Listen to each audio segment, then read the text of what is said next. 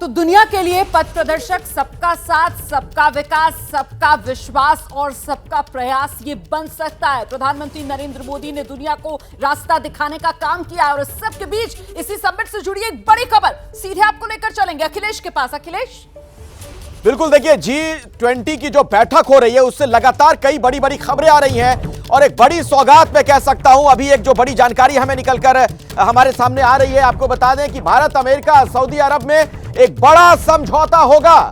समझौता क्या होगा? रेल और पोर्ट के अहम समझौते हो रहे हैं जिस पर हस्ताक्षर होना है, एमओयू साइन होना है। मिडिल ईस्ट, भारत, यूरोप की कनेक्टिविटी बढ़ेगी। आशीष हमारे साथ सहयोगी हमारे मौजूद है स्टूडियो में। आप ही ने एक खबर अभी ब्रेक की थी, पूरी जानकारी जरा दीजिए विस्तार से। देखिए, ये सबसे बड़े आउटकम्स में से एक है G20 समिट के लिए, और ये न केवल भारत के लिए बल्कि पूरे यूरोप के लिए, पूरे मिडिल ईस्ट के लिए और इंडिया के लिए भी। या बड़े 3 रीजन्स ऑफ विश्व के अगर आप देखेंगे वो जुड़ेंगे रेल और पोर्ट्स के कनेक्शन के जरिए। और ये एक डिस्कशन बहुत दिनों से हो रहा था, लेकिन हम दर्शकों को बता सकते हैं एबीपी न्यूज के कि आज उसको लेकर इन सभी देशों के बीच में एक मेमोरेंडम ऑफ अग्रीमेंट साइन हो जाएगा। One of the biggest takeaways of G20 summit. आप इमेजिन कीजिए, मैप पर हम कोशिश करते हैं आपको मैप दिखाने की, तो आपकी ये प्रोजेक्ट कितना बड़ा है, कितना इसका इंपैक्ट होगा पूरे विश्व पर, और विश्व के 3 बड़े बड़े एरियाज पे, यूरोप, मिडिल ईस्ट और इंडिया, वो आपको मैप के जरिए अंदाजा लगाने में मदद मिलेगा। पूरा यूरोप से मिडिल ईस्ट, यानी कि ट्रेन के साथ साथ पोर्ट्स, जो शिपिंग लेन होती है, उसे कनेक्ट किया जाएगा, और मिडिल ईस्ट से इंडिया। बहुत बड़ी खबर है। और एक और अहम जानकारी G20 बैठक से आ रही है, सीधे मैं आपको लिए चलता हूं रोमाना के पास। देखिए, जिस तरीके की जानकारी अभी आशीष सिंह दे रहे थे, जाहिर सी बात है उससे कनेक्टिविटी बढ़ेगी, कनेक्टिविटी बढ़ेगी तो वो जो सप्लाई चेन्स वाली समस्या से विश्व को जूझना पड़ता है, कहीं ना कहीं उससे भी समाधान वाला रास्ता एक निकलेगा। और अगली बड़ी खबर यही है कि अफ्रीकन यूनियन को जिस तरीके से शामिल कर लिया गया है इस G20 समूह में, अब G20 से बढ़कर इसका नाम G21 हो जाएगा। तो ये पहले ही कहा जा रहा था कि अफ्रीकन यूनियन के शामिल होने के बाद G20 की जगह G21 हो जाएगा ये समूह। तो अब इसमें 19 देश और 2 यूनियंस हो गई हैं। 19 देश हैं, एक यूरोपियन यूनियन है, और अब आज अफ्रीकन यूनियन को भी इसमें शामिल कर लिया गया है। आशीष कुमार सिंह, G20 से G21, G20 summit, new Delhi में ये फैसला। ठीक है, मुझे तो ऐसा लगता है रोमाना, हमको भी थर्ड वर्ल्ड कहा जाता था बड़े लंबे समय तक।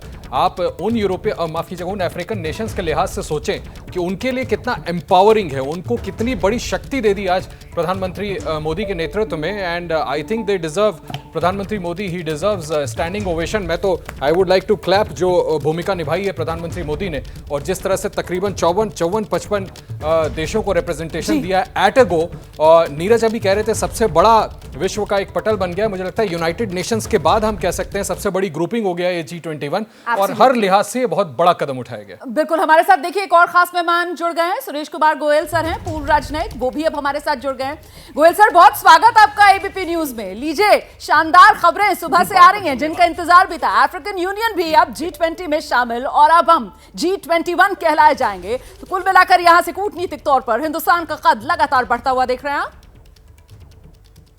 जी, अब मैं कहूंगा कि हिंदुस्तान का कद तो तभी 3-4 दिन से ही पता लग रहा था कि बढ़ रहा है, क्योंकि जितनी अपने सफलता से ये मीटिंग ऑर्गेनाइज करी है, और जहां ये एजेंडा में काफी मुश्किलें रही हैं, लेकिन उन मुश्किलों को देखते हुए भी हम उससे थोड़ा सा अगर अलग हटके हमने प्रयास किया, और एक नए रूप में G20 उभर के सामने आ रहा है।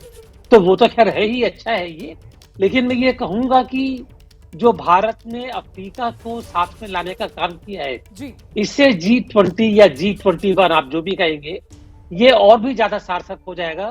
क्योंकि जब हमने कहा था कि वसुधैव कुटुंबकम इंक्लूसिव प्लेटफॉर्म, यानी कि जो डेवलपिंग कंट्रीज हैं, जब तक उसमें अफ्रीका के मुल्क नहीं होंगे, अधूरा था वो। बिल्कुल, पत्रकारिता कोई इमोशन नहीं है, ना अपना कोई ज्ञान देना है और ना कोई विचार थोपना है।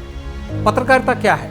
पत्रकारिता का मतलब है सही जानकारी इकट्ठा करना और तथ्य बताना। पत्रकारिता आज जितने महत्वपूर्ण दौर में है, शायद पहले नहीं थी। इस दौर से निकलने के लिए सिर्फ सच दिखाने की जरूरत है, वो सच जो आपके हित को आगे रखे। इसलिए अब रात 9 बजे प्राइम टाइम नहीं होगा, ये आपका टाइम है।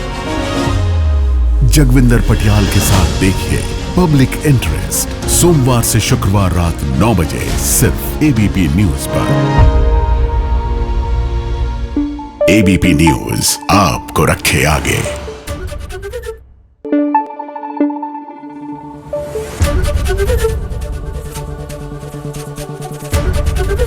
एबीपी न्यूज आपको रखे आगे।